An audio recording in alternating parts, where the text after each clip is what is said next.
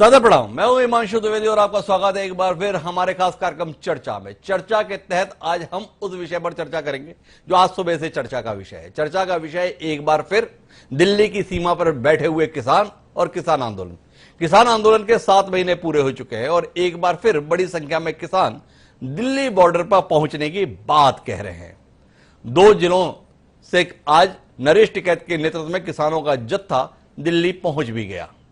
अब तक मांगे नहीं माने जाने से नाराज बड़ी संख्या में दिल्ली यूपी बॉर्डर स्थित गाजीपुर इलाके में किसानों का जमघट लग रहा है। कल 26 जून है। 26 जून को किसान आंदोलन दिल्ली की सीमा पर डटे रहने के 7 महीने पूरे कर रहा है। इस दिन को रोष दिवस के तौर पर मनाने का फैसला संयुक्त किसान मोर्चे ने किया है। संयुक्त किसान मोर्चे का फैसला है कि इसके तहत सभी राज्यों के राजभवन में किसान संगठनों के द्वारा ज्ञापन सौंपा जाएगा।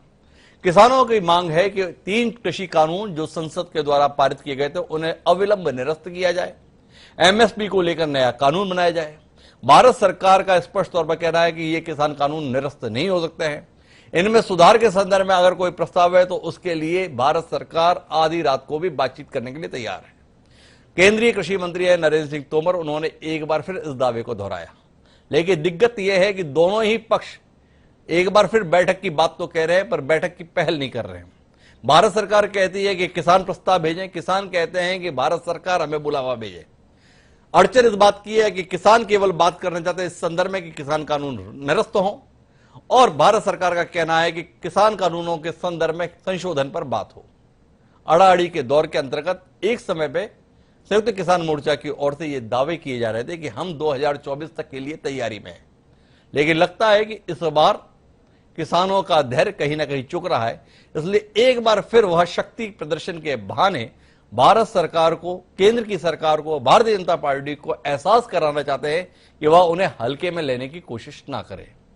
क्या वाकई इतना बड़ा संख्या बल प्रदर्शित करने की स्थिति में किसान मोर्चा है जिसके कारण से भारत सरकार दबाव में आती हुई दिखे? इस पर बात करेंगे। समझने की कोशिश ये भी करेंगे कि दोनों पक्ष अभी तक धीरता का जो परिचय दे रहे थे अचानक अधीर होते हुए क्यों दिखाई दे रहे हैं। समझने की कोशिश ये भी करेंगे कि कल जिस प्रकार से ट्रैक्टर मार्च की बात कही जा रही है कि क्या वाकई उसे गंभीरता से लिए जाने की जरूरत है या एक हवाई दावे से ज्यादा इसकी अहमियत नहीं है। कई खास मेहमान इस चर्चा का हिस्सा बनने के लिए मौजूद हैं जिनके माध्यम से देश के सम्मुख यक्ष प्रश्न बने हुए 7 महीने से चले आ रहे इस सवाल का उत्तर खोजने की एक और कोशिश हम भी इस कार्यक्रम में करेंगे। लेकिन उन मेहमानों से आपका परिचय कराएं और एक गंभीर विमर्श करने की ईमानदार कोशिश करें उससे पहले लेकिन समय है आज के विचार सूत्र का। हमारा आज का विचार सूत्र प्राकृत भाषा में मिला है। हमारा विचार सूत्र यह कहता है कि जेहिम काले प्रकृतम ना पच्चा परितप्य, अर्थात जो समय पर अपना कार्य कर लेते हैं वे बाद में पछताते नहीं। इस सूत्र कथांक से हमें सूत्र प्राप्त हुआ। आशय यह है कि अगर भारत सरकार ने समय रहते किसानों की भावनाओं को समझा होता तो क्या नाक का प्रश्न इस कदर बना होता।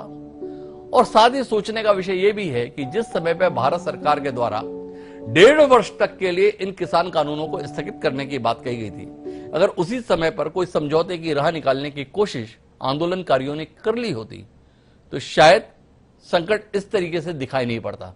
दोनों पक्ष के साथ दिक्कत इस बात की कि कौन झुके और ना झुकने की हट ही शायद इस मसले को पेचीदा बनाए हुए। इसकी रोशनी में हम अपनी चर्चा को आगे बढ़ाते हैं। हमारे साथ इस चर्चा का हिस्सा बनने के लिए इस किसान आंदोलन का एक बड़ा चेहरा गुरनाम सिंह चड़ूनी, जो भारतीय किसान यूनियन की हरियाणा इकाई के प्रमुख हैं, वह हमारे साथ हैं। हमारे साथ मूलतः किसान नेता और साथ ही मध्य प्रदेश के कृषि मंत्री कमल पटेल जी भी एक बार फिर चर्चा का हिस्सा बनने के लिए मौजूद हैं।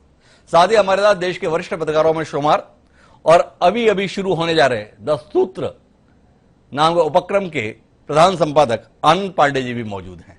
कुछ ही देर में कुछ और मेहमान भी हमारे साथ जुड़ेंगे। जैसे जैसे जुड़ते जाएंगे उनसे आपका परिचय भी कराएंगे। लेकिन चर्चा की शुरुआत गुरनाम सिंह चड़ूनी जी से करते हैं और चड़ूनी जी से ही समझने की कोशिश करते हैं। चड़ूनी जी अभी भी यात्रा में ही है, अभी वो गाड़ी में चलते हुए हमारे साथ जुड़े हुए हैं। उनसे समझने की कोशिश करते हैं। अचानक फिर से दिल्ली में किसानों का जमघट बढ़ाने की बात हो रही है। एक बार फिर ट्रैक्टर मार्च निकालने की बात हो रही है। 26 जनवरी की घटना से आपके हाथ पहले ही जले हुए थे, ये दोबारा हाथ जलाने की कोशिश करने की नौबत क्यों आ रही है गुरनाम जी? नहीं, दिल्ली में ट्रैक्टर यात्रा करने का कोई प्रोग्राम नहीं है जी। ये ट्रैक्टर यात्रा केवल बॉर्डर तक आई है जी। और बॉर्डर के अंदर इसका जाने का कोई प्रोग्राम नहीं है। ये हम केवल ये दिखाने के लिए कर रहे हैं कि सरकार कहीं ये ना मान ले कि किसान आंदोलन ठंडा हो गया है। जी। हम जिले वाइज कभी उस जिले से, कभी उस जिले से, कभी गाड़ियों पे, कभी ट्रैक्टरों पे जी ऐसे यात्रा लेके आते हैं और वो केवल दिखाने के लिए किसानों में भी उतनी ही जागृति है जितनी 7 महीने पहले थी। जी। तो दिल्ली के अंदर जाने का भी कोई प्रोग्राम नहीं है जी। और कल केवल ज्ञापन देने का प्रोग्राम है। गवर्नर, सभी गवर्नर, देश के जितने गवर्नर साहिबान हैं जी, उनके माध्यम से राष्ट्रपति के नाम एक रोष पत्र दिया जा रहा है और केवल बस वही देने का प्रोग्राम है। ट्रैक्टरों का प्रोग्राम दिल्ली में कल का नहीं। ट्रैक्टर का प्रोग्राम तो पहले भी नहीं था, पहले भी दिल्ली की सीमा पर ही वो परेड निकालने की बात थी, रिंग रोड के संदर्भ में ही वो बात थी। लेकिन मैं उस चक्कर में नहीं पड़ना चाहता। गुरनाम जी, आपसे समझना ही चाहता हूं कि आपने कहा कि सरकार ये ना समझे कि हमारे पास संख्या बल नहीं है। कैसे महसूस कर रहे हैं आपको कि सरकार मान नहीं रही है, अब आपके पास जन समर्थन है? और वैसे सरकार से जुड़े हुए तमाम लोग लगातार ये बयान दे रहे हैं। हरियाणा भाजपा के प्रदेश अध्यक्ष सम्मानीय ओम प्रकाश धनखड़, जो भारतीय किसान मोर्चा के पूर्व राष्ट्रीय अध्यक्ष भी हैं, उन्होंने आज ही बयान दिया है कि यह आंदोलन अपनी साख और धार दोनों खो चुका है। क्या भाजपा नेताओं के बयानों ने आपको भयभीत कर दिया, इसलिए आपको लगा कि एक बार फिर अपना संख्या बल दिखाया जाए और सरकार और भाजपा को बताया जाए नहीं नहीं हम हैं? देखिए, अगर हम इनसे भयभीत होते जी, हरियाणा के अंदर जगह जगह पे इनका विरोध हो रहा, जी, चाहिए हमें लठ मार रहे हैं, चाहिए हमें जेलों में डाल रहे हैं जी, लेकिन उस सब के बावजूद फिर इनका हर जगह पे विरोध होता है, हर जगह इनको काले झंडे दिखाए जाते हैं।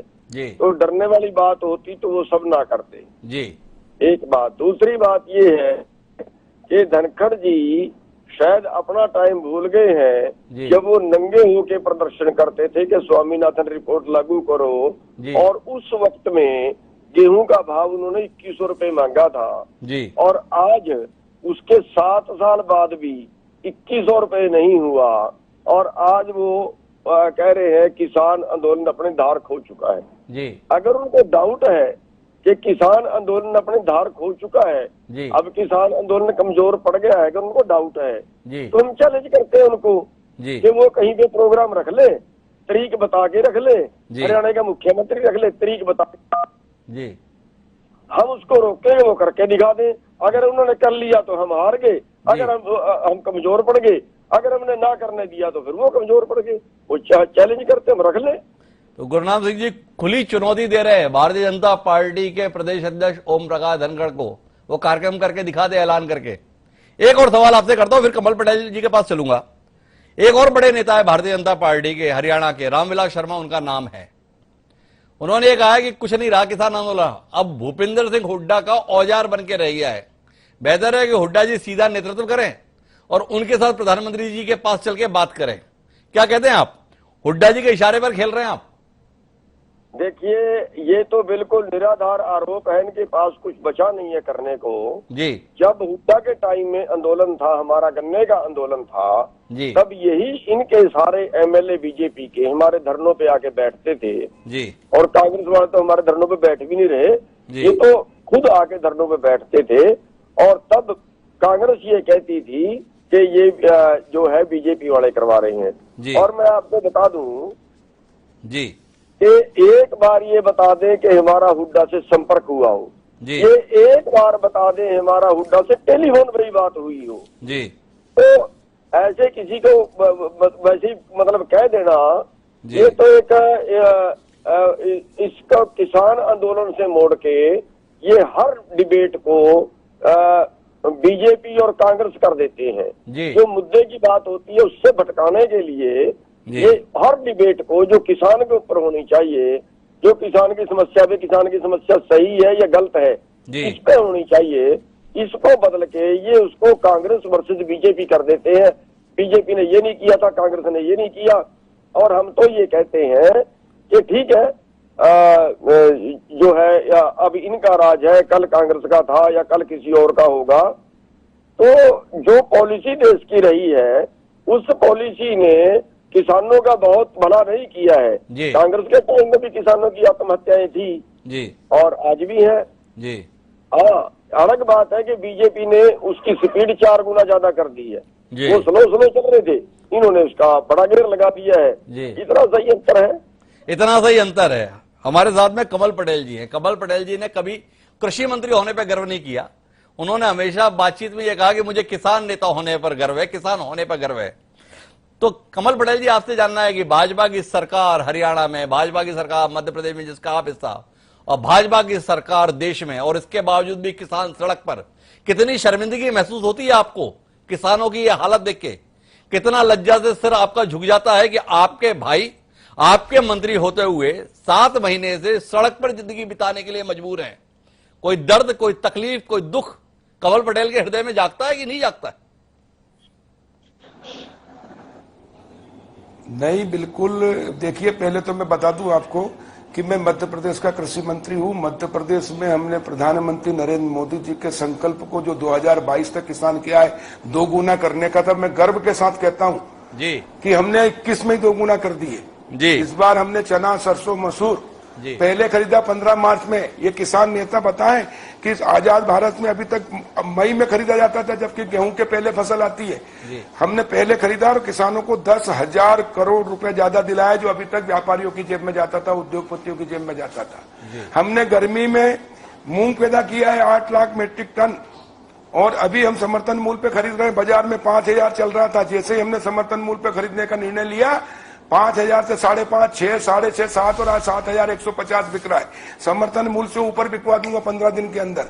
ये है भारतीय जनता पार्टी की सरकार, जो कहती है वो करती है। सत्ता परिवर्तन से व्यवस्था परिवर्तन। और आजाद भारत में सबसे अधिक लाभ किसानों को अगर किसी ने दिलाया है तो मध्य प्रदेश की भारतीय जनता पार्टी की सरकार और प्रधानमंत्री जी का संकल्प पूरा किया है। ये नीतियों में परिवर्तन किया। एक दिन में 25 कुंटल खरीदते थे, मनमोहन सिंह जी के समय से नियम था, वो बदलवाया। किसान का 13 कुंटल और 15 कुंटल खरीदते थे, उसको हमने 20-20 कुंटल किया है। आज तक बताओ किसी किसान संगठन के नेताओं ने ये मांग की क्या? आज तक किसी किसान संगठन के नेता ने मांग की क्या कि गरीब किसान है देश में 86%, जिसके पास 5 एकड़ से कम जमीन है, आज तक उसको 2 रुपए का किसी ने सहयोग नहीं किया। प्रधानमंत्री नरेंद्र मोदी जी देश के पहले प्रधानमंत्री जिन्होंने किसानों को किसान सम्मान निधि दी है। 2-2 हजार करके 6,000 और 2,000 कर 4,000 करके मध्य प्रदेश के यशस्वी मुख्यमंत्री शिवराज सिंह चौहान जी ने 10,000। अब ये 10,000 रुपया छोटे किसान के लिए 10-10 लाख के बराबर है। पर किसान नेता कहते हैं 2,000 रुपट्टी में क्या होता है? अरे भाई, 2,000 रुपट्टी आपके लिए होगा, लेकिन मेरा आदिवासी किसान, मेरा छोटा किसान, उसके लिए ये 10,000 रुपए 10 लाख और 10 करोड़ के बराबर है। उसकी 10,000 की फसल ही नहीं होती है 1 एकड़ में, उतना उसको मिल रहा है, और उसके कारण वो आत्महत्या नहीं कर रहा है, कर्ज में नहीं है। अब वो अच्छा बीज, अच्छा खाद, दवाई डालकर उत्पादन कर रहा है और हम समर्थन मूल्य पे खरीद रहे हैं। और समर्थन मूल्य पे जैसे ही हमने खरीदना शुरू किया तो व्यापारियों को माल नहीं मिला। जब व्यापारी को माल नहीं मिला तो उद्योगों को सप्लाई नहीं हुआ, तो उद्योग बंद हो गए, दाल मिले, आइन मिल, और इसलिए मजबूरी में इनको समर्थन मूल्य से ऊपर खरीदना पड़ रहा है। ये है भारतीय जनता पार्टी की सरकार, और हमें गर्व है और मैं खुश हूं कि मैं कृषि मंत्री बना तो मेरे प्रदेश के किसानों को 12,000 करोड़ रुपए ज्यादा दिलाने में सफल हुआ। मेरा मंत्री बनना सार्थक हो गया। कमल जी, मेरे कुछ सवाल है आपसे। आपने जितनी भी बातें कही वो कृषि मंत्री कमल पटेल की उपलब्धियों पे हैं। नाम ले लिया आपने नरेंद्र मोदी जी का, नाम ले लिया साथ में शिवराज सिंह चौहान का, लेकिन मेरे कुछ सवाल है आपसे। चना, मूंग, इनके संदर्भ में आप जो बात कर रहे हैं, ये केवल मध्य प्रदेश में ही पहले से खरीद क्यों शुरू हुई, बाकी देश में क्यों शुरू नहीं हुई अगर नरेंद्र मोदी जी की सरकार इतनी किसान हितैषी है? पहला सवाल। दूसरा सवाल आपसे जो जानने का है वो इस संदर्भ में है कि अगर आपने इतने अच्छे काम किए हैं तो भी आपकी बिरादरी के हजारों लोग अभी भी दिल्ली की सीमा पर क्यों बने हुए हैं? आपके संगठन की नाकामी है, जिस संगठन के विषय में आप बता दें कि आप तो देश के नहीं दुनिया के सबसे बड़े राजनीतिक दल से जुड़े हुए हैं, उसकी नाकामी है, या आपकी सरकार का कामकाज का तरीका ऐसा है जिसके कारण से आपके भाइयों में भरोसा नहीं बन रहा आपकी सरकार के प्रति? क्या कहेंगे कमल पटेल जी इस संदर्भ? देखिए, मेरा किसान भोला भाला है, उसको भड़का दिया जाता है और उसको ऐसा कह दिया जाता है काला कानून, काला कानून, काला। इसमें काला क्या ये तो बताओ। मैं आपसे, आपके माध्यम से किसान नेताओं से एक प्रश्न मैं कर रहा हूं जी। मुझे किसान नेता ये बताएं जी कि माननीय प्रधानमंत्री नरेंद्र मोदी जी ने ये जो किसान सम्मान निधि प्रारंभ की है, ये छोटे किसान जो 86% है, जो 5 एकड़ से नीचे उनको मिल रही है। 10 करोड़ किसानों के खातों में 1 करोड़ 38 लाख रुपए से ज्यादा सीधे जमा हुआ, जिसमें 1 पैसे का भी करप्शन नहीं, सीधे खाते में गए। क्या ये किसान, छोटे किसान जो 10 करोड़ हैं, जिनको आज तक आजादी के बाद 1 पैसा भी नहीं मिला है, न किसी की सहायता मिली है, वो पहली बार सहायता मिली है इनको, इससे ये अच्छा किया कि बुरा किया, बता दे जरा किसान नेता, पूछे जरा ये बता दे किसान नेता, ये सवाल कर रहे हैं। मैं एक सवाल पहले आपसे और पूछता हूं, फिर हमारे साथ में राकेश टिकैत जी भी जुड़ चुके हैं, जो इस किसान आंदोलन का एक बड़ा चेहरा है, उनसे बात करेंगे। पर मेरा आपसे सवाल है, जो कमल पटेल जी, आप इतने अभिभूत हैं अपनी उपलब्धियों पर, जिसमें आप बता रहे कि आपने मूंग की खरीद क्या समर्थन मूल्य पर शुरू की, बाजार में रेट बढ़ गए और समर्थन मूल्य से भी ज्यादा दाम किसानों को व्यापारियों से मिल रहा है। जब इतना बेहतर काम है ये, तो आपकी सरकार जो केंद्र में, वो डरती क्यों है एमएसपी का कानून बनाने के संदर्भ में? जब एमएसपी से किसान का हित इस कदर सुरक्षित हो रहा है, आपका अपना अनुभव बता रहा है, तो आपकी सरकार को डर क्यों लगता है एमएसपी का कानून बनाने के संदर्भ में, एमएसपी से कम खरीद के संदर्भ में अपराध घोषित करने के संदर्भ में? आप तो खुद ही यहां पे बता रहे हैं कि इसका फायदा कितना जबरदस्त है आपके भाइयों को, फिर ये कानून क्यों नहीं बनता? हिमांशु जी, बिल्कुल बनेगा। सुनिए मेरी बात, सुनिए आप जी। एमएसपी किसान को क्यों? एमएसपी यानी न्यूनतम समर्थन मूल्य, किसान को न्यूनतम समर्थन मूल्य और उद्योगपतियों को एमआरपी, मैक्सिमम रिटेल प्राइस। हम किसान को एमएसपी नहीं, एमआरपी वाला बना रहे हैं। एमआरपी उच्चतम खुदरा मूल्य। अब किसान खुद खेती भी करेगा, वेयर हाउस भी किसान को बनाएंगे, ऐसा कानून बना दिया हमने स्वामित्व योजना देकर।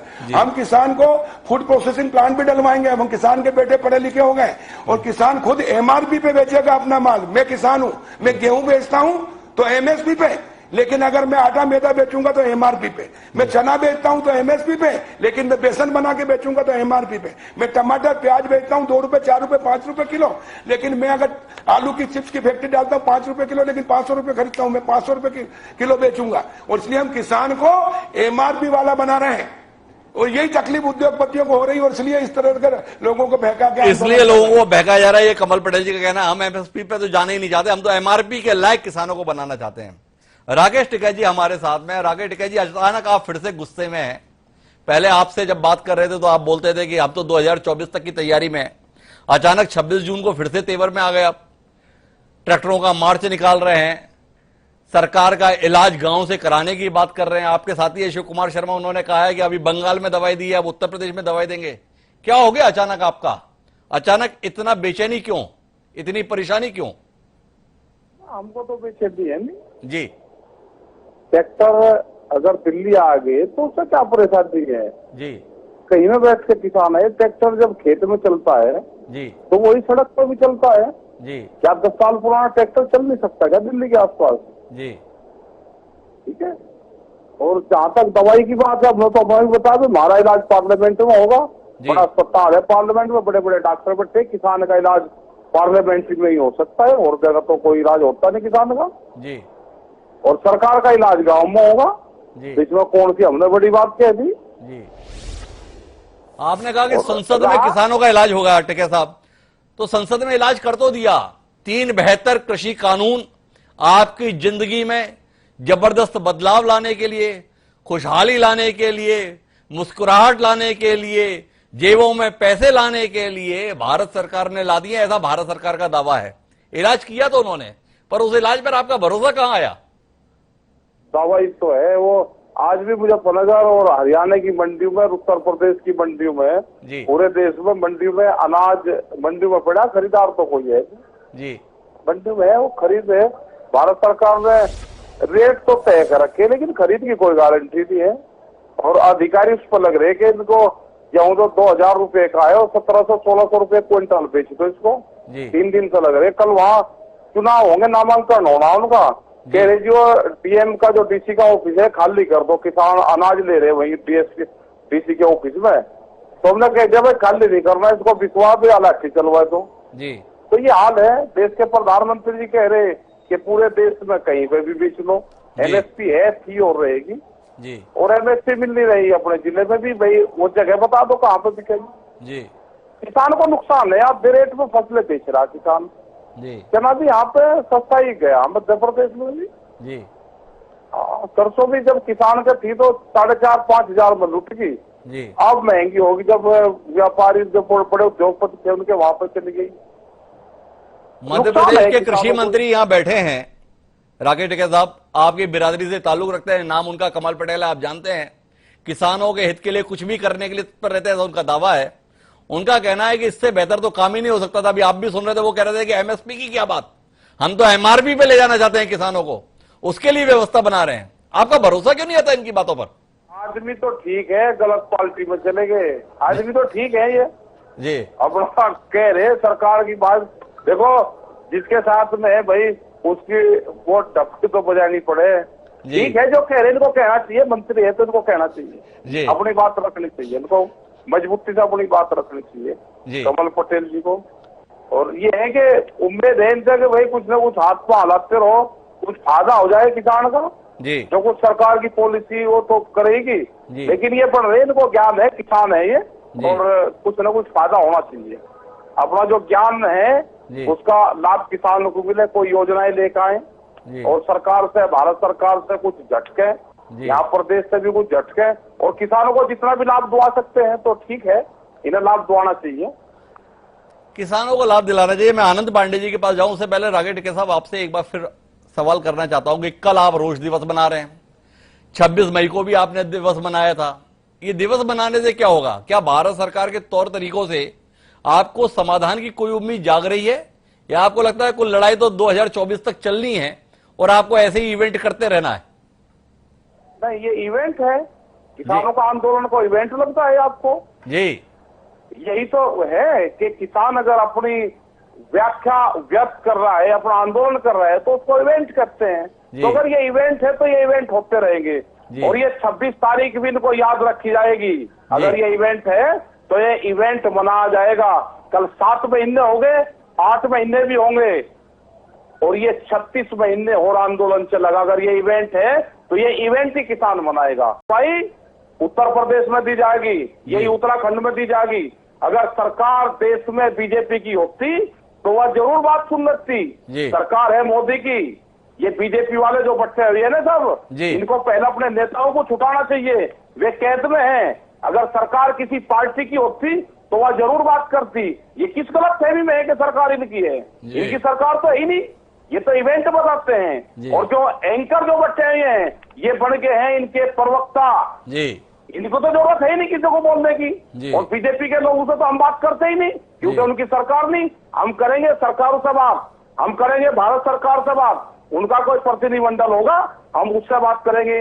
बीजेपी के प्रवक्ता उसे कहीं की बात करें, उसके तो प्रवक्ता का रोल आप कर ही रहे हो भाई। जितने भी ज्यादातर एंकर चैनल के हैं, जो चैनल के हेड हैं, जिनको मीडिया हाउस चलाना है, उनको तो उनकी पीपनी बजानी पड़ेगी सरकार की। तो यही हमारा वो है। आप आंदोलन को इवेंट बनाते हो तो फिर बंगाल में भी इवेंट हुआ ना, बंगाल में भी बीजेपी के लोग जो था वो इवेंट था क्या? उसको भी फिर इवेंट बताओ। ये भाषा का इस्तेमाल कहा था यार, ये भाषा तो संघ की भाषा है, ये भाषा तो उसकी है जो देश को तोड़ने की बात करते हैं, ये भाषा तो उसकी है जो महात्मा गांधी की हत्याओं की पूजा करते हैं, ये भाषा तो उसकी है। तो ये इवेंट मनेंगे, ये पूरे देश में इवेंट मनेंगे, पूरे देश में आंदोलन होगा, और उसका जवाब जो आएंगे उनसे लिया जाएगा। गांव के लोग बट्टे हैं तलाश में, जवाब लिया जाएगा। जितने लोग कोरोना में लोग मरे हैं ना, ये 1 लाख गांव में जाने की बात करते हैं। जाओ गांव में, गांव के लोग बट्टे हैं तलाश में। हमारे भी कुछ साथी हैं जो गलत पार्टी में फंस गए, अब वहां से निकल कर कैसे आए? निकल नहीं सकते, मकर जाल है, फंसा लिए। ये आदमी ठीक है, लेकिन गलत पार्टी में जाकर फंस गए, गलती इनकी भी कुछ नहीं। पकड़ में आगे, चारों तरफ से पकड़ में आगे, जकड़ लिए। इनके तो बड़े बड़े नेता जकड़ लिए, जिन्होंने पार्टी बनाई, जिन्होंने वो करे। इनके तो नेता दिल्ली की कोर्ट में बंद है, आवाज नहीं आ सकती, बात फोर्स में ठीक, बयान नहीं दे सकते। बात करो ना उनसे जो बड़े लीडर है। ये तो गई इनकी पार्टी गई, इन्हें अपनी पार्टी बचानी चाहिए पहले, इन्हें अपनी पहले पार्टी बचानी चाहिए, ये कहना है राकेश टिकैत जी का। मेरे साथ में आनंद पांडे जी हैं। आनंद पांडे जी, आप राकेश टिकैत की तलखी को देख रहे हैं, कमल पटेल जी के अभिभूत होने को भी देख रहे हैं, गुरनाम सिंह चड़ूनी जी की व्यथा को भी सुन रहे हैं। आपसे जानना चाहता हूं कि सब लोग बात करने की बात कर रहे हैं, पर बात कोई नहीं कर रहा। केंद्रीय कृषि मंत्री नरेंद्र सिंह तोमर बोल रहे हैं बात करने के लिए हम तैयार हैं, देश के प्रधानमंत्री बोल रहे हैं एक फोन कॉल की दूरी पर हैं, किसान नेता कह रहे हैं कि हम बातचीत के लिए तैयार हैं, पर बात कोई नहीं कर रहा। क्या कहेंगे आप इस परिदृश्य को? देखिए हिमांशु जी, मुझे ऐसा लगता है कि अब यहाँ जो किसान आंदोलन चल रहा है दिल्ली में जी, ये मुझे लगता है कानून से आगे निकल गया है अब ये। और जैसा आपने खुद कहा था, जब आपका पैकेज चल रहा था तब आपने बात बताई थी कि लगता है कि दोनों पार्टियां, दोनों जो गुट हैं, यानी चाहे किसान हो चाहे सरकार हो, वो अड़ गए हैं, झुके कौन। मुझे भी ऐसा ही लगता है कि ये संवादहीनता और विश्वसनीयता, ये दो चीजें हैं। अगर आप, इन दोनों की भयंकर कमी है दोनों ही पक्षों के बीच में। जी, किसान बिल्कुल भी बात मानने को तैयार नहीं है, उनको विश्वास ही नहीं हो रहा है कि सरकार जो बोल रही है वो सही बोल रही है या हम लोग के हित में काम कर रही है। और फिर आप देख रहे हैं, देखिए मेरे को बड़ा आश्चर्य होता है, आज मैं कहीं पढ़ रहा था, हिमांशु जी आपने भी कहीं पढ़ा होगा कि एक खुफिया रिपोर्ट आई है कि हिंदुस्तान की खुफिया एजेंसी के लोग अफगानिस्तान में तालिबानी जो हैं उनसे बातचीत कर रहे हैं। जी, ये आज की लेटेस्ट रिपोर्ट है जी। आप देखिए, वो एक आतंकवादी संगठन माना जाता है। हिंदुस्तान की सरकार तालिबानियों से बातचीत करने को तैयार है। तो मुझे लगता है कि अगर 7 महीने से किसान, उनकी गलतियां हो सकती हैं, कौन सही है कौन गलत है। देखिए अच्छा, इसमें सबसे मजेदार मामला यह है हिमांशु जी, आपने भी देखा होगा कि जब हम किसानों की सुनते हैं तो हमको लगता है किसान सही है, जब सरकार की सुनते हैं तो लगता नहीं सरकार सही है। ये बड़ा मामला पेचीदा हो गया है। तो मुझे लगता है सरकार को विश्वास जीतना होगा। और जो कमल जी बात कर रहे थे, कमल जी मेरे बहुत अच्छे मित्र हैं, सारी कुछ बातें हैं, लेकिन ये बात सही है कि आप एमआरपी की बात कर रहे हैं, ये बातें सुनने में बहुत अच्छी लग सकती हैं, लेकिन कमल जी आपको भी मालूम है कि जमीनी हकीकत क्या है, एमएसपी मिल पा रही है नहीं मिल पा रही है, इस पर अलग से हिमांशु जरूरत है और किसानों का विश्वास जीतने की जरूरत है और संवाद को फिर से स्थापित करने की जरूरत है। मैं एक सवाल आपसे पांडे जी आपसे करना चाहता हूं, जो यहां पे राकेश टिकैत जी ने बातचीत को छोड़ा, उन्होंने कहा यह सरकार दरअसल भारतीय जनता पार्टी की नहीं है, नरेंद्र मोदी जी की है और इसलिए भाजपा की भी बात सुनी नहीं जा रही है। एक सरकार जो हरियाणा में निर्वाचित है, पिछले 6 महीने से उसके मंत्री कोई सार्वजनिक कार्यक्रम इसलिए नहीं कर पाते हैं कि जहां वो कार्यक्रम करने की कोशिश करते हैं वहां पे किसान प्रदर्शन के लिए पहुंच जाते हैं। पंजाब के संदर्भ में भाजपा की हालत यह रही कि नगरीय निकाय चुनावों में जीतना तो दूर की बात है, लड़ाने के लिए प्रत्याशी नहीं मिले, इस हालत में है। पश्चिम उत्तर प्रदेश के भी हालात भाजपा के लिए प्रतिकूल बताए जा रहे हैं। सब तरफ भाजपा के संदर्भ में कम से कम 3 राज्य सीधे तौर पर प्रभावित दिख रहे हैं, पर इसके बावजूद भी सरकार बेपरवाही महसूस हो रही है। इस निश्चिंतता को किस दृष्टि से देखते हैं आनंद पांडे जी आप? नहीं, निश्चित तौर से मैं आपको बता दूं, बिल्कुल निश्चिंतता नहीं है। ये जम्मू कश्मीर नहीं है कि वहां की गुपकार की पार्टियों को आप बिना 370 पे बात की उनको कर लेंगे और वो कल 7RCR पहुंच जाएंगे या अब लोकमान्य मार्ग हो गया वहां पहुंच जाएंगे और बात कर लेंगे। ये देखिए किसान है, ये अंदर बैठे हुए हैं। मैं आपको दावा करता हूं कि अगर अगले 3, 4, 6 महीने ये किसान आंदोलन खिंच गया तो सरकार को अपने कदम पीछे खींचना पड़ेंगे। इसकी सबसे बड़ी वजह यह है, जो खुद अभी टिकैत साहब ने बोला और आप भी जानते हैं, हम सब यहाँ राजनीति के थोड़े बहुत जानकार हैं। अगर उत्तर प्रदेश में जो हालात आज की तारीख में हम भी बोल सकते हैं कि हालात बहुत ज्यादा फेवरेबल नहीं है बीजेपी के। अगर पहली तिमाही में चुनाव होने, वहां पे 2022 की पहली तिमाही में वहां चुनाव हो जाएंगे, तो अगर ये 3-4 महीने और ताकत दिखा के अपने आंदोलन को आगे खींच लेते हैं तो मेरा निश्चित तौर से मानना है ये निश्चिंतता बिल्कुल नहीं है। अंदर खाने सरकार बिल्कुल कोशिश कर रही होगी, लेकिन सरकार को कामयाबी नहीं मिल रही है, लेकिन उसको अपने कदम पीछे खींचने पड़ सकते हैं। तो आनंद पांडे बड़ी महत्वपूर्ण टिप्पणी कर रहे हैं, अगर ये आंदोलन 3-4 महीने और खिंच गया तो आखिरकार केंद्र सरकार को अपने कदम पीछे खींचने ही होंगे। इसी रोशनी के बीच में हमारे साथ में किसानों से जुड़े हुए हरियाणा की राजनीति का एक बड़ा महत्वपूर्ण चेहरा पूर्व केंद्रीय मंत्री जयप्रकाश जी जुड़ गए हैं। जयप्रकाश जी, आपसे समझना चाहते हैं, 7 महीने बाद भी केंद्र सरकार किसानों के बार बार आग्रह के बावजूद भी उनसे वार्ता करने के लिए तैयार नहीं है जनवरी के बाद से, और दूसरी तरफ देश के कृषि मंत्री बयान देते हैं मैं आधी रात को तैयार हूं किसान बातचीत के लिए आए, लेकिन बात होगी संशोधनों पर, निरस्तीकरण पर नहीं। आप तो स्वयं सरकारों का हिस्सा रहे हैं, ऐसे गतिरोध को खत्म करने के संदर्भ में पहल किस तरीके से होगी, थोड़ा इस पर दृष्टि मिले आपसे। देखिए डॉक्टर साहब, मेरी आवाज सुनाई दे रही है ना? जी जी बिल्कुल जयप्रकाश जी। डॉक्टर साहब, मैं केवल, मुझे दुख इस बात का है कि पिछले 7 महीने से भारतवर्ष का अन्नदाता जी दिल्ली की सड़कों पर देश के विभिन्न स्थानों के प्लाजों पर बैठे हैं जी, और केंद्र सरकार जिस तरीके से मैं सुन रहा था जो जिद करे बैठी है जी। पहली बात तो यह, डेमोक्रेसी में, प्रजातंत्र में सरकार देश की हो, सरकार प्रदेश की हो, सरकार माननीय मोदी जी की हो, सरकार मनोहर लाल जी की हो या किसी और की हो जी, या सरकारें किसकी थी जी, सरकार ने कभी भी किसानों के साथ नहीं, अपने देश की जनता के सामने अड़ियल रवैया इख्तियार नहीं करना चाहिए जो केंद्र सरकार ने किया हुआ है। जी। बार बार कृषि मंत्री जी ये कह रहे हैं कि हम ये बिल तो निरस्त नहीं करेंगे जी, लेकिन संशोधन कर देंगे। ये जिद हुई ना जी। अगर वो बिल निरस्त कर दें और किसान संगठन के नेताओं को बुलाएं जी, तो कम से कम ये 400-500 किसान 7 महीने से सर्दी चलेगी, चुमासा चला गया, भयंकर गर्मी पड़ी हुई है, बार बार बारिश हो रही है। और कमल पांडे जी का वक्तव्य मैं सुन रहा था कि कमल पांडे जी हमारे आदरणीय साथी हैं, मंत्री हैं मध्य प्रदेश में, कृषि मंत्री। पांडे जी, जब आप एमएसपी की बजाय एमआरपी देना चाहते हैं तो आपने एमएसपी की बजाय एमआरपी कानून क्यों नहीं बनवाते? जी, आप एमएसपी का कानून क्यों नहीं बनवाते? आप एक मंडी में 2 कानून क्यों लागू करवाना चाहते हैं? जी। आप ये कह रहे थे दाढ़ में काढ़ा क्या है?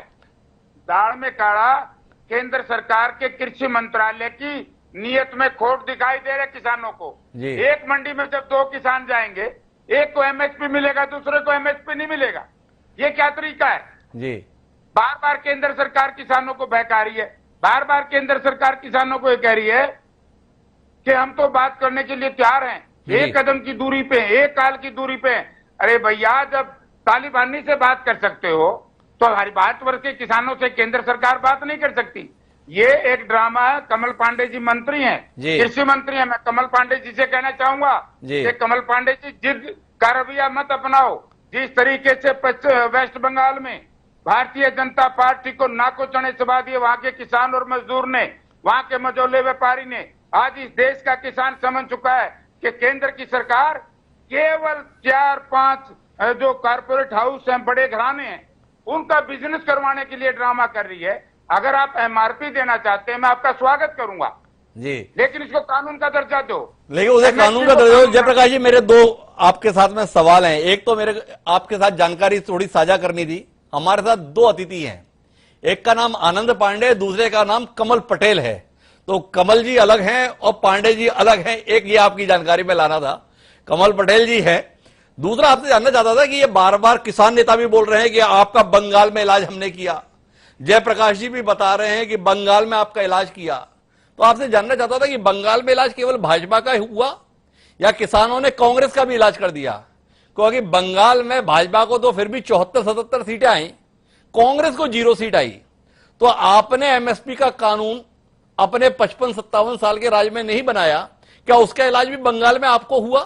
थोड़ा आपसे जानना चाहता हूं।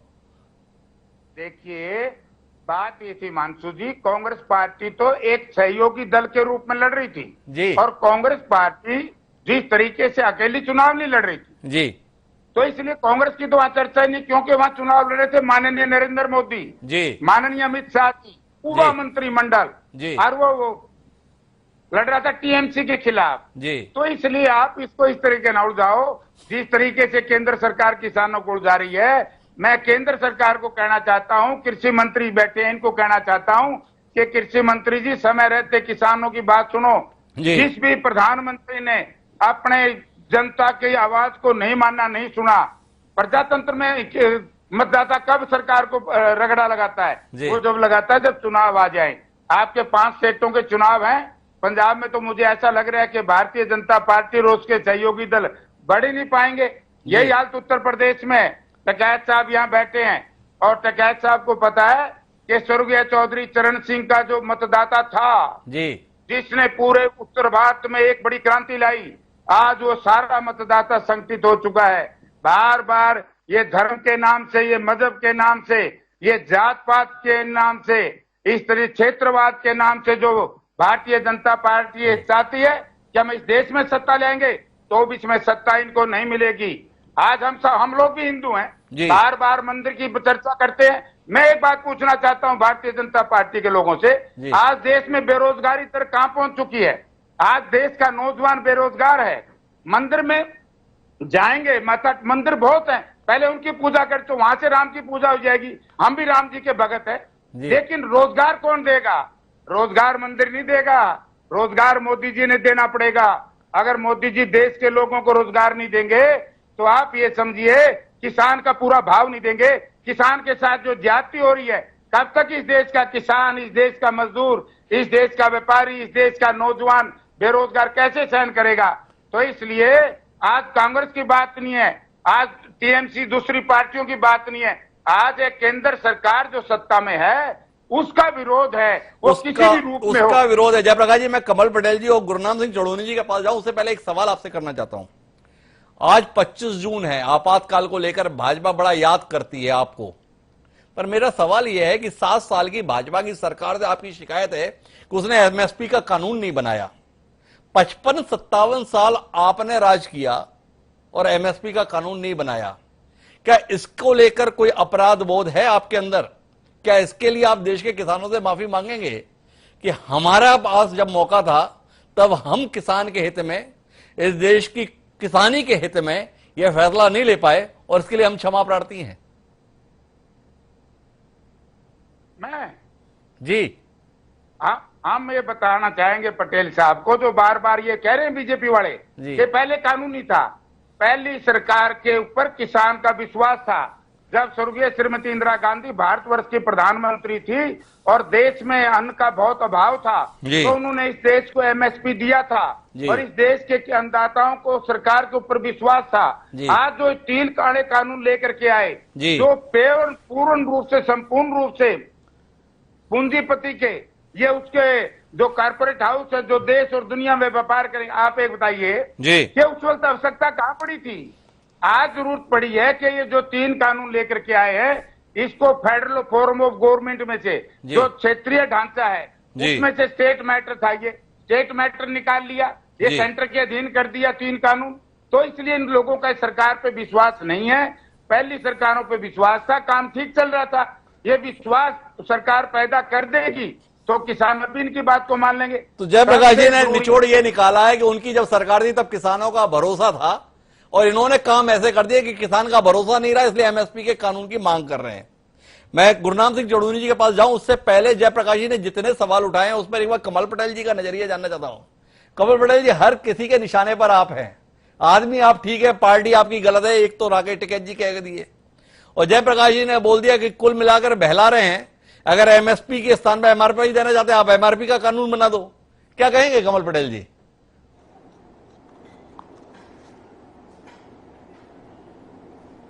जी कमल जी, मैं एक एक करके जवाब दूंगा, मेरी बात सुनना शांति से। जी, टिकैत जी को भी जवाब दूंगा और जयप्रकाश जी को भी दूंगा। जी, मैं भी ठीक हूं जी, मेरी पार्टी भी ठीक है और मेरा नेता भी ठीक है। हमारी नीति अच्छी है, हमारी नीयत अच्छी है और इसलिए ऊपर वाले का हमको सहयोग है, आशीर्वाद है और हम किसानों का भला करना चाहते हैं। मैं इनसे पूछना चाहता हूं, किसान नेताओं से भी, टिकैत जी से भी, कि आपके पिताजी आदरणीय परम पूजनीय महेंद्र सिंह टिकैत जी जीवन भर आंदोलन करते रहे, किसानों के लिए लड़ा, पूरा जीवन उन्होंने किसानों के लिए समर्पित किया। क्या कहते थे वो कि किसानों की फसल घाटे की खेती, हम किसानी करते हैं सिर्फ व्यापारी और उद्योगपतियों को पूंजीपति और अरबपति बनाने के लिए। आजाद भारत के 73 साल में अभी तक किसान खेती करता है, खेत उसका, बीज उसका, दवाई उसकी, ठंड में, गर्मी में, रात में, दिन में, करंट उसको लगे, सांप बिच्छू गोरे उसको खाए, और जब फसल बेचने जाए तो भाव गिर जाए और जब फसल उसके हाथ से निकल के व्यापारी उद्योगपतियों की जेब में चली जाए, उनके गोडाउन में, तो भाव डबल हो जाए और इसलिए मुट्ठी भर लोग अरबपति और खरबपति हो गए और किसान कर्ज में रह गया, आत्महत्या कर रहा था, खेती घाटे का धंधा हो रही थी। 86% किसान 5 एकड़ से छोटा है। उसके लिए कांग्रेस में जयप्रकाश जी आपसे पूछना चाहता हूं आदरणीय कि आपकी सरकार रही 60 साल, आपने कभी फसल बीमा योजना लाए? आपने कभी किसान क्रेडिट कार्ड योजना लाए? अरे आप तो ले भी लेकर आए थे, जो किसान पैदा करता था उसके भंडारे घर में उसको गिरफ्तार करके उसका अनाज बिकवा दिया, तुमने उसको बर्बाद कर दिया और इसीलिए तुम्हारी हालत ये हो गई कि आज कांग्रेस का नाम लेवा नहीं, जीरो। आप कह रहे हो पश्चिम बंगाल में बीजेपी को सबक सिखाया। अरे बीजेपी की 3 सीट थी और 8% वोट मिलते थे। इस बार के चुनाव में 3 से 77 हुई और 8% से 38% वोट बढ़े, 30% वोट बढ़ा है। और आप जिनके साथ थे आप तो डूबे, आपने कम्युनिस्टों को भी डुबा दिया। जो 71 सीट थी वो 0 हो गई पूरे देश के अंदर। आपके लिए पार्टी और देश कुछ नहीं, आपके लिए तो पप्पू और गांधी, नकली गांधी परिवार। आप देश जाए कहीं, पार्टी डूबे डूबे आप पप्पू को ही बनाओगे, इसलिए पूरे डूब गए। उसकी हमको चिंता नहीं, क्योंकि वो देश के हित में काम कर रहे हैं, बहुत अच्छा काम कर रहे हैं। लेकिन हम बताना चाहते हैं कि प्रधानमंत्री नरेंद्र मोदी जी देश के पहले नेता हैं जिन्होंने महात्मा गांधी के सपने को साकार किया है। आप बताइए, शहर और गांव मिलकर, मैं टिकैत जी से पूछता हूं और जयप्रकाश जी आपसे पूछता हूं और हिमांशु जी आप भी जवाब देना। और मैं पत्रकार आनंद पांडे जी से पूछता हूं, गांव और शहर मिलकर देश बना। शहर की प्रॉपर्टी की वैल्यू है, शहर के लोग बैंक से लोन लेकर उद्योग लगा सकते हैं, 40% सब्सिडी ले सकते हैं। लेकिन गांव का किसान, मैं किसान हूं, मेरे पास गांव में मान लो 1 करोड़ का मकान है, मैं 1 रुपए की जमानत नहीं ले सकता, मैं 1 रुपए का लोन नहीं ले सकता, मैं 1 रुपए की लिमिट नहीं ले सकता। और इसलिए सिर्फ खेती करने के लिए मजबूर किया गया मुझे, ताकि खेती करूं और उद्योगपतियों को अरबपति बनाऊं। क्यों भाई, किसान को खेती करने के लिए क्यों मजबूर करो? पहले प्रधानमंत्री नरेंद्र मोदी जी जिन्होंने कहा, महात्मा गांधी कहते थे असली भारत गांव में बसता, गांव के विकास से दे। उसने गांव की प्रॉपर्टी जो आबादी वो लाल डोरा कहलाता है जी, उसकी कोई वैल्यू नहीं है, उसमें कोई रुपए 1 रुपए बैंक की जमानत नहीं होती, ना बैंक से लोन मिलता ना कोर्ट में जमानत होती है। मोदी जी पहले प्रधानमंत्री है देश के जिन्होंने 24 अप्रैल 2020 को स्वामित्व योजना लेकर आए, अभी पूरे देश में लागू की है। अब गांव की प्रॉपर्टी की ड्रोन कैमरे से सर्वे होकर वैल्यू होगी, निःशुल्क हम उनको मालिकाना हक दे रहे हैं, जिससे किसान आत्मनिर्भर होगा। वो अपनी खेती पर, प्लाट पे, मकान पर ऋण ले सकेगा, जमानत कर सकेगा। अब वो खेती के साथ उद्योग भी लगा सकेगा, वो वेयर हाउस भी बना सकेगा, वो कोल्ड स्टोरेज बना सकेगा, वो फूड प्रोसेसिंग प्लांट डाल सकेगा। वो किसान का बेटा पढ़ा लिखा अब उद्योग लगा सकेगा। जो 40% की सब्सिडी अभी तक मुट्ठी भर शहर के लोगों ने ली है, अरबपति खरबपति बने, अब किसान के द्वार मोदी जी ने खोले। अब गांव का किसान खेती भी करेगा और गेहूं की मैदा मिल भी डालेगा, दाल मिल भी डालेगा, टमाटो स्वाद की फैक्ट्री भी लगाएगा, आलू की चिप्स की फैक्ट्री भी लगाएगा और निर्यात भी करेगा। और किसान एफपीओ बनाकर, किसान उत्पादक समूह बनाकर हम उसको सक्षम बनाएंगे। गांव और किसान आत्मनिर्भर होगा तो गांव में लोगों को मजदूर मिलेंगे, मजदूरों को काम मिलेगा तो हाथ को। यह है मोदी जी का प्लान और मोदी जी ने करके दिखाया है। और इसलिए महात्मा गांधी जी का सपना नकली कांग्रेसियों तुमने नहीं किया है, भारतीय जनता पार्टी ने किया। भारतीय जनता पार्टी, कमल पटेल जी आपने इतनी सारी बात कह दी, लेकिन मेरा आपसे फिर से सवाल यही है, किसान ये करेगा, किसान वो करेगा। अरे तब करेगा जब वो अपने गांव और खेत में वापस लौटेगा। लाखों किसान 7 महीने से दिल्ली की सीमा पर हैं, इसको लेकर कमल पटेल जी का मुंह कुछ खुलेगा क्या? कमल पटेल जी उस किसानों की मौजूदगी को लेकर कुछ कहेंगे? क्या कारण है कि इतना बड़ा संगठन, स्पष्ट बहुमत की सरकार और उसकी बार बार की गुहार के बावजूद भी इतनी बड़ी संख्या में किसान आज भी दिल्ली की सीमा पर डटे हैं, इस उम्मीद के साथ कि दिल्ली उनकी बात सुनेगी और समझेगी? क्या कहेंगे कमल पटेल जी इस नाकामी को लेकर?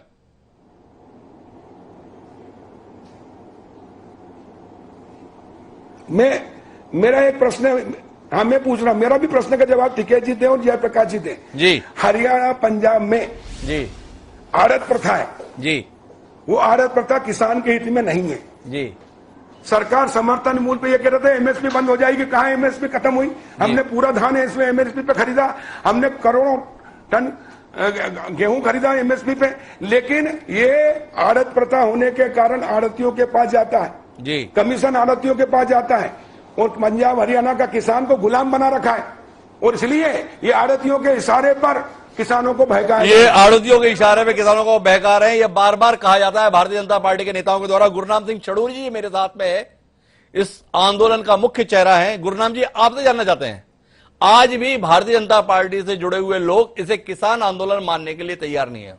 उनका बार बार मानना यह है कि यह कुछ व्यापारियों और आड़तियों के इशारे पर चल रही मुहिम है, इसके अलावा इसका कोई मायने नहीं है।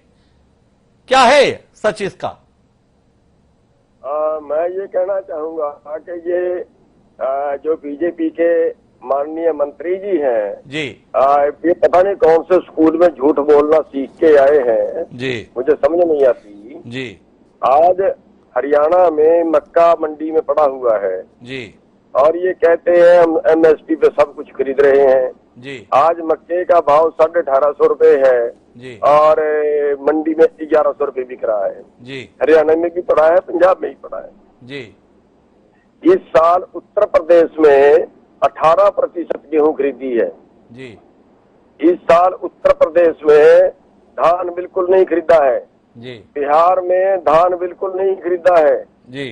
और जो ये कह रहे हैं एमआरपी करेंगे, ये करेंगे, वो करेंगे जी, हम तो इनसे न्यूनतम मांग रहे हैं, न्यूनतम एमएसपी जी। अगर एमएसपी, देखिए हमने गलत क्या मांग लिया जी, जो सरकार ने कानून बनाया है जी, हम तो वही मांग रहे हैं सरकार कहती है जो सरकार ने दिया है न्यूनतम उन्होंने दिया है, हमने वही तो इनसे मांगा, ये वो भी हमें नहीं दे रहे हैं।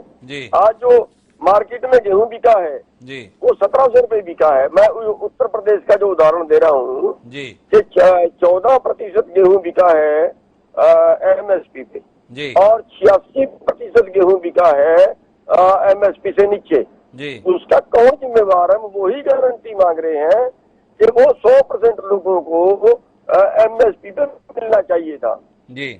वो गारंटी इनसे मांग रहे हैं, वो देते हैं। तो मेरे को समझ नहीं आती कि ये लोग हमें इस तरह से जो मिसगाइड करते हैं ये। अब इन्होंने कहा कि 6000 रुपए हम दे रहे हैं जो माननीय मोदी जी ने लागू किए हैं। ये मंत्री जी 6000 रुपए का तो एक दिन में तेल फूक जाते हैं और किसान को 6000 रुपए दे के अब उसका लुटा कितना? उदाहरण के तौर पे 1 किला गेहूं थी एक किसान के पास और उसकी 300 रुपए में कम में बिकी, 20 क्विंटल गेहूं निकलती है तो 1 किले से उसका 6000 रुपया लुट गया। 6000 रुपये उसका MSP से कम मिला और ये साल में उसको 6000 रुपए दे के उसको कहते हैं कि हमने बहुत बड़ी राहत किसान को दे दी। तो आज जो किसान की हालत है इसलिए आंदोलन कर रहा है कि उसको उसका न्यूनतम जो कम से कम है वो तो उसको मिल जाए। और दूसरी बात, जो ये कानून बनाए हैं, 11 मीटिंगें हमने की, हमने 11 मीटिंगों में ये कहा कि ये कानून किसानों के फायदे में, ये 11 मीटिंगों में हम कि ये कानून किसानों के फायदे में कैसे है, व्यापारियों के फायदे में हमने उनको बता दिया। और अब इन्होंने एक सवाल और किया था कि इन कानूनों में काला क्या है। हमने किताब बनाई है, किताब बना के बुकलेट छपवा के प्रधानमंत्री कृषि मंत्री जी को भेजी है। अगर माननीय मध्य प्रदेश के मंत्री जी कहते हैं कि इनको भेजे, एड्रेस दे, हम इनको भी भेज देंगे। ये पूरी किताब हमने छपवा ये पढ़े, उसमें कानूनों में काला क्या है। हम ये कहते हैं ये कानून सारे कानूनों में काला क्या ये नहीं है, ये पूंजीपतियों के लिए बना रहे हैं, ये पूंजीपतियों के लगा रहे हैं। गुरुराम जी, ये बात आप कई बार कह चुके हैं, लेकिन अब मैं बातचीत को निर्णायक मोड़ पर ले जाना चाहता हूं और आपसे ये जानना चाहता हूं कि ये अचानक आप लोग आंदोलन तेज करने की बात कह रहे हैं। आज पत्रकार वार्ताओं भी अलग अलग किसान नेताओं के द्वारा कही गई और की गई, उसमें कहा गया कि बंगाल का इलेक्शन हमने जीता, अब हम मिशन यूपी और मिशन पंजाब शुरू करेंगे। जानने में दिलचस्पी है कि आपका उद्देश्य क्या है? आपका उद्देश्य किसानों को राहत दिलाना है या भाजपा के खिलाफ राजनीतिक लड़ाई का औजार बनना है? क्योंकि पश्चिम बंगाल की सफलता आप अपनी सफलता बता रहे हैं, हम लोग अभी तक ममता बनर्जी के काम को सफलता मान रहे थे। या आपने बताया कि नहीं ममता बनर्जी नहीं जीती है, किसान नेताओं की बदौलत वो जीत उनके हिस्से में आई। अब मिशन यूपी और मिशन पंजाब की बात कर रहे हैं, थोड़ा स्पष्ट करेंगे कि आपका उद्देश्य क्या है? भाजपा को तमाम राज्यों से सत्ता से अपदस्थ करना या किसानों के हक में उनकी लड़ाई को जितवाना? देखिए, हम इस आंदोलन को शांति से लड़ना चाहते हैं जी, और शांति से लड़ते आज 7 महीने हम सड़कों में बैठे को हो गए और 525 किसान हमारे शहीद हो गए। बीजेपी का अभी तक मन नहीं पसीजा जी, लेकिन जो वोट का अधिकार है वो तो हमारा लोकतांत्रिक अधिकार है ना जी। जो सरकार किसानों की बात ना माने, जो सरकार सारे कानून चंद पूंजीपतियों के लिए बनाए, उस सरकार को देश में रहने का अधिकार नहीं है। और उसका प्रचार पश्चिम बंगाल में जाके किया, उसका प्रचार हम उत्तर प्रदेश में भी करेंगे, उत्तराखंड में भी करेंगे। तो हम उसका प्रचार हर जगह करेंगे। मैं वापस आनंद पांडे जी आपके पास रुख करता हूं और किसान नेताओं के इस नए रुख पर आपकी दृष्टि चाहता हूं। क्या आप बतौर पत्रकार इस बात से इत्तेफाक रखते हैं कि पश्चिम बंगाल का जो परिणाम आया वो दरअसल किसान नेताओं का जो आंदोलन चल रहा है, किसान आंदोलन के संदर्भ में मतदाताओं की अभिव्यक्ति है? ममता बनर्जी का अपना काम और उसको लेकर जनादेश नहीं था, किसान आंदोलन को लेकर जनादेश था। क्या आप इससे इत्तेफाक रखते हैं? और दूसरा, ये अचानक आंदोलन वापस तेज करने की बात हो रही है, दिल्ली की ओर वापस बढ़े, मिशन यूपी मिशन पंजाब शुरू करें, चढ़ू नहीं बता रहे उत्तराखंड भी शुरू करेंगे, क्या कहेंगे आप इसे? ये किसानों की लड़ाई है या अब ये विपक्षी दलों के हाथों में चला गया आंदोलन है? हिमांशु जी, मेरा इसमें ये मानना है कि देखिए पश्चिम बंगाल में तो कोई बहुत ज्यादा असर हो पाया हो, मैं कम से कम इस बात से बहुत ज्यादा सहमति नहीं रखता हूं। वहां तो जो कुछ हुआ वो अपना दूसरा मामला है पूरा। लेकिन हाँ, ये बात जरूर है जो आप पूछ रहे थे, आपने सत्तामी जी से सवाल किया कि क्या आप बीजेपी को अपदस्थ करना चाहते हैं, तो मुझे लगता है ये दोनों चीजें एक दूसरे से क्लब है जी। निश्चित तौर से ये क्लब है। जब इनका ये होगा कि जितनी कमजोर होगी बीजेपी उतनी जल्दी हमारी मांगे मानी जाएंगी। और जैसा उन्होंने खुद बोला कि डेमोक्रेसी में वोट हमारे पास अधिकार है, तो निश्चित तौर से किसी भी जो नाराज पक्ष होता है उसके पास एक तरीका होता है कि वो वोट उनके खिलाफ डाल के अपनी बात को अभिव्यक्त करे। तो मुझे लगता है कि शायद उनको लग रहा हो कि पंजाब में, उत्तर प्रदेश में, उत्तराखंड में अब ये मौका आने वाला है। तो मुझे लगता है कि ये बिल्कुल दोनों चीजें एक दूसरे से जुड़ी हुई हैं। दोनों चीजें एक तरह से जुड़ी हुई हैं। तो इसकी रोशनी में जयप्रकाश जी, आपसे जानना है कि कांग्रेस पार्टी पिछले लंबे समय से अपनी जमीन खोती हुई दिखाई दे रही है। क्या किसान आंदोलन की बुनियाद कांग्रेस को वापस उसकी जमीन दिला सकता है? क्या आपको लगता है कि भाजपा के खिलाफ जिस तरीके से किसान आंदोलन मुखर हो रहा है, अब वो केंद्र सरकार के खिलाफ बात नहीं कर रहा है, पूरी भाजपा के खिलाफ बात कर रहा है? क्या जयप्रकाश जी बतौर कांग्रेस नेता महसूस करते हैं कि कांग्रेस के पास में ये सुनहरा अवसर है इस समय अपनी फसल बोने का, काटने का? मैं ये कहना चाहता हूं कि पहले तो मैं माननीय मंत्री जी का जवाब देना चाहता हूं कि नकली कांग्रेस जी। मंत्री जी, कांग्रेस नकली नहीं है। ये वो कांग्रेस ने जिसने देश की जंग आजादी से लेकर के अब तक अपने कितने नेताओं ने देश की एकता अखंडता के लिए अपने प्राण न्यौछावर करने पड़े जी। दूसरा, मैं आपको ये बताना चाहता हूं कि जिस तरीके से आपकी केंद्र की सरकार अहंकार में डूबी हुई है, इसका खामियाजा आपने भुगता है और आपने भुगतना पड़ेगा। आप बार बार एमएसपी एमआरपी की बात करते हैं, आप एमएसपी का कानून बनाते नहीं, एमआरपी कहां से देंगे? क्यों धोखा देते हो, क्यों धोखा करते हो? आप किसान हो मध्य प्रदेश के, आप किसान के साथ धोखा कर रहे हो केवल अपनी कुर्सी को बचाने के लिए। तो आज इस प्रदेश का किसान, इस देश का किसान आज सड़कों पर भूखा बैठा है, 7 महीने से बैठा है। आपकी सरकार क्यों नहीं झुकती? जब केंद्र सरकार तालिबानियों से बात कर सकती है, इस देश के अन्नदाता से बात नहीं कर सकती जी। काहे की सरकार है? शर्म आनी चाहिए।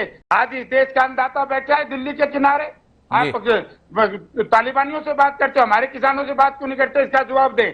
दूसरा, जब भी कोई चुनाव आता है, धर्म के नाम से देश को बांटने का, मजहब के नाम से किसान को बांटने का, पार्टी के नाम से किसान को बांटने का, किसान की ना पार्टी है, ना क्षेत्र है, ना धर्म है।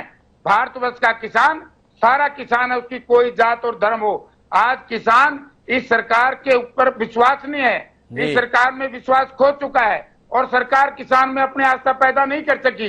इसलिए मैं कहना चाहूंगा कि जब तक ये तीनों काले कानून वापिस नहीं होंगे तो कैसे सरकार के ऊपर विश्वास होगा? लेकिन मैंने जो सवाल किया जयप्रकाश जी, आप उसमें चुप्पी खींच गए। आपने भाजपा को लेकर पर्याप्त बोल दिया, किसानों को लेकर पर्याप्त बोल दिया, पर कांग्रेस की संभावनाओं को लेकर भी तो कोई टिप्पणी आपसे मिले, क्योंकि भाजपा को निपटाने की, भाजपा को हराने की, भाजपा को विदा करने की सारी बात किसान नेता कह रहे हैं। इसके बीच में जयप्रकाश जी अपनी मूल पार्टी की संभावनाओं को कैसे देख रहे हैं? अन्नदाता शांति प्रिय तरीके से जब ये केंद्र सरकार तीनों कानून वापिस ले ले, घर जाए। आपको याद होगा, चुड़ुन्नी साहब हमारे साथी हैं, हमारे हरियाणा प्रदेश के किसान नेता हैं, इनको पता है कांग्रेस पार्टी के नेता चौधरी भूपेंद्र सिंह हुड्डा ने पहले दिन कह दिया था कि ये आंदोलन किसान संगठनों का है, हम तो इस आंदोलन को मदद करेंगे क्योंकि हम किसान हैं। पटेल साहब ने भी इसको मदद करना चाहिए आंदोलन को। कांग्रेस पार्टी का आंदोलन से लेना देना नहीं है, आंदोलन है किसान संगठनों का। हम तो इन किसानों के साथ ज्यादती हो रही है, हम किसान हैं, किसान की कोई जाति नहीं, कोई पार्टी नहीं है, हम सब की जो किसान हैं, आप भी किसान है द्विवेदी जी और पटेल साहब भी किसान है। आज अपने प्रधानमंत्री जी से, कृषि मंत्री से कहें, आपका मध्य प्रदेश से संबंध रखते हैं केंद्रीय कृषि मंत्री, के किसानों की बात सुने। आप किसानों की बात सुनेंगे, किसानों की जीत होगी, किसान की बात मान ली जाएगी, तो एक किसान खुश होकर के घर जाएंगे। ये फिर किस पार्टी के साथ रहेंगे उन्हें फैसला करना है। तो जयप्रकाश जी एक सवाल और करता हूं आपसे, फिर कमल पटेल जी से आखिरी बातचीत के लिए रुक करूंगा और आनंद जी के पास टिप्पणी के लिए। सवाल है कि आप किसानों के लिए जितना दर्द व्यक्त कर रहे हैं, जितनी तकलीफ व्यक्त कर रहे हैं और जिस तेवर से बात कर रहे हैं, ये तेवर, ये तलखी, ये आक्रोश, ये आग, ये गुस्सा 2004 से 2014 के दौरान तब क्यों नहीं हमें देखने को मिला, जब स्वामीनाथन कमेटी की सिफारिशें धूल खा रही थी केंद्र सरकार के पास और लागू नहीं हुई? ये गुस्सा अचानक आपको नरेंद्र मोदी की सरकार के आने के बाद ही क्यों जयप्रकाश जी जैसे तेज तर्रार नेता के माध्यम से व्यक्त हो रहा है? सवाल है विनम्रता पूर्वक। मैं बताता हूं, कि जब स्वामीनाथन कमीशन की रिपोर्ट आनी थी, और आपको याद होगा डॉक्टर मनमोहन सिंह भारतवर्ष के प्रधानमंत्री थे, group of chief minister Chaudhary Bhupinder Singh Hooda को बनाया था, और उस वक्त मोदी जी जो आज इस बात को नहीं मानते, ये भी दूसरे ग्रुप में शामिल थे जो फाइनेंस की किसान की बात करता था। और भारतीय जनता पार्टी के लोग ये कहते थे कि नंगा शरीर करके, कपड़े उतार करके स्वामीनाथन कमीशन की रिपोर्ट लागू करेंगे। जहां चौधरी भूपेंद्र सिंह हुड्डा ने जो अपने चेयरमैन पद पर रहते हुए जो कानून बनाए थे, उससे आगे एक कदम आपने रखा। मैं मंत्री जी से पूछना चाहता हूं, ये समझो स्वामीनाथन कमीशन के 75 मद लागू हो चुके हैं। आपको याद दिलाऊंगा, भूपेंद्र सिंह हुड्डा चीफ मिनिस्टर थे तो शॉर्ट टर्म लोन हरियाणा में 1 पैसा ब्याज नहीं है। किसान के बिजली के बिल माफ किए थे हमने, किसानों के कोऑपरेटिव के बिल माफ किए, कर्जा माफ किया था हमने। जयप्रकाश जी, आप राष्ट्रीय स्तर के नेता, केंद्र में मंत्री रहे, सवाल राष्ट्रीय परिप्रेक्ष्य में पूछा, आप भूपेंद्र हुड्डा की प्रशस्ति के माध्यम से हमें बहकाने और बहलाने की कोशिश करने लगे, बात जमी नहीं। लेकिन कमल पटेल जी, मैं आखिरी बातचीत के लिए आपके पास रुक करता हूं क्योंकि मेरे पास समय सीमित है, माफी चाहूंगा जयप्रकाश जी बीच में रोकने के लिए। और कुल मिलाकर किसान बड़े स्तर पर नाराजगी व्यक्त कर रहे हैं, किसान नेता आर पार की लड़ाई लड़ने के मूड में नजर आ रहे हैं। भारतीय जनता पार्टी को क्या आने वाले चुनावों में आहट सुनाई दे रही है खतरे की, या आप बेफिक्र हैं एक और बंगाल जैसा अनुभव लेने के लिए? सीधा और आखिरी सवाल कमल पटेल जी इस कार्यक्रम का आपसे।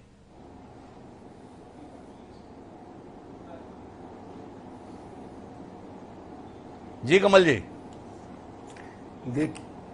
देखिए, बंगाल में मैंने पहले ही कहा जी 3% हमारे विधायक थे जिसके हम 77 हुए, 8% वोट से हम 38% हुए, कम नहीं हुए, 30% वोट बढ़ा है। एक दूसरा, हम सरकार जनता का विश्वास, सबका साथ, सबका विकास और सबका विश्वास जीत के हम काम कर रहे हैं। प्रधानमंत्री नरेंद्र मोदी जी किसानों की आय बढ़ाना चाहते हैं और इसीलिए उन्होंने किसान सम्मान निधि दी। जो छोटे किसान हैं, मैंने फिर कहा 86% किसान छोटे हैं, और अब उत्पादन हमारा बढ़ रहा है। सरकार का काम सुनिए, सरकार का काम खरीदना नहीं है, सरकार का काम ऐसी व्यवस्था करना है, ऐसा किसानों को संबल देना है कि जिससे उनका जो उत्पादन होता है वो समर्थन मूल्य है उससे ऊपर बिके। मैं बताना चाहता हूं कि मैंने मध्य प्रदेश में कृषि मंत्री बनकर जो नीतियों में गलतियां थी वो चेंज की, बाद में खरीदते थे समर्थन मूल्य पे, हमने पहले शुरू किया, जिससे मैं इस बार बताना चाहता हूं आपको, पूरे देश को 25 कुंटल खरीदने का नियम था वो हमने हटवाया। उसके बाद 20-20 कुंटल किया प्रति हेक्टर, और जो चने का समर्थन मूल्य 5100 रुपए था हमने इस बार 5600 तक बिकवाया। जो मसूर का समर्थन मूल्य 5100 था वो 6000 तक बिकी। जो सरसों का समर्थन मूल्य 4650 था वो 6800, 7000 बिकवाने में हम सफल हुए, क्योंकि हमने पहले खरीदना शुरू किया। तो व्यापारी को फिर कह रहा हूं माल नहीं मिला, उद्योगों को सप्लाई नहीं हुआ तो बंद हो गए, तो मजबूरी में उद्योगपतियों को कॉम्पिटिशन करना पड़ा और समर्थन मूल्य से 3000 रुपए, 2500 रुपए ज्यादा दिलवाए। तो कुल मिलाकर मैं कार्यक्रम को मर्म पे ले जाता हूं क्योंकि मेरा समय सीमित था, कार्यक्रम की समयावधि समाप्त हो रही है। कमल जी, फिर दोबारा आपके साथ बैठूंगा, लेकिन हम इस बातचीत के निचोड़ पे अगर पहुंचे तो कुल मिलाकर समझ में ये आ रहा है कि भाजपा अभी कम से कम इस किसान आंदोलन को गंभीरता से लेने के लिए तैयार नहीं है। उसका मानना है कि उसकी नीति सही है, उसकी नीयत सही है, और कुल मिलाकर जो किसान है उनको ये बात समझने की जरूरत है। लेकिन तमाम किसान नेता ये महसूस करते हैं कि यह सरकार का अड़ियलपन है, ये किसान कानूनों से उनका भला नहीं होने वाला है और इसे वापस लेना होगा। तो कुल मिलाकर बंगाल के नतीजों को किसान नेताओं की सफलता मानने के लिए अभी कम से कम भाजपा और केंद्र सरकार तैयार नहीं, इंतजार करना चाहिए अगले कुछ और चुनावों का। हो सकता है उनके परिणाम शायद सरकार को एहसास करा पाए कि कहीं ना कहीं चूक हो रही है, और अगर ऐसा एहसास करा पाने में किसान नेता सफल रहे तो उम्मीद करनी चाहिए कि जैसा वो चाहते हैं वैसा कोई समाधान निकले। अन्यथा जैसे कश्मीर के संदर्भ में केंद्र अपने फैसले को क्रियान्वित करने में सफल होती दिखाई दे रही है, मानना चाहिए कि किसान कानूनों के संदर्भ में भी शायद कुछ ऐसा हो। आनंद पांडे जी का मानना है कि 3-4 महीने अगर ये किसान आंदोलन और ठीक ठाक खिंच गया तो हो सकता है कि परिणाम किसान नेताओं के अनुरूप निकले। जयप्रकाश जी को उम्मीद है कि किसान आंदोलन टिका रहेगा, और अगर वो टिका रहेगा तो भाजपा का खेल खराब होता रहेगा। लेकिन सवाल भाजपा का खेल बनने या बिगड़ने का नहीं, सवाल इस बात का है कि इस देश की बुनियाद किसान है, उस किसान का भला कैसे होगा। सब बात किसान के भले की करते हैं, पर खबरें रोज किसानों के आत्महत्या की छापने के लिए हम लोग विवश होते हैं। ये परिदृश्य बदलना चाहिए, पर कैसे, ये सवाल अनुत्तरित है। आने वाले समय पर उम्मीद रखते हैं और आप सभी का धन्यवाद ज्ञापित करते हैं इस कार्यक्रम से जुड़ने के लिए। समय है आज के शेर का। जिस जिद पर यह आंदोलन आया हुआ है, जिस जिद पर सरकार है, जिस जिद पर आंदोलनकारी हैं, उसी को समर्पित हमारा आज का शेर यह कहता है कि दिल भी एक जिद पे अड़ा है किसी बच्चे की तरह, कि दिल भी एक जिद पे अड़ा है किसी बच्चे की तरह, या तो सब कुछ ही इसे चाहिए या कुछ भी नहीं। राजेश रेड्डी ने जो ये कमाल की बात कही थी वो कुल मिलाकर मोल भाव की संभावनाओं को खत्म करने वाली है। किसान आंदोलन से जुड़े तमाम लोग ये महसूस करते हैं कि बात अगर बनेगी तो केवल इन कानूनों के खात्मे पर। देखें ये मांग उनकी कब पूरी होती है या किसान नेताओं को मना पाने में सरकार सफल होती है। आज के इस कार्यक्रम में इतना ही, कल फिर मिलते हैं नए विषय के साथ। मुझे दीजिए इजाजत, सादर प्रणाम।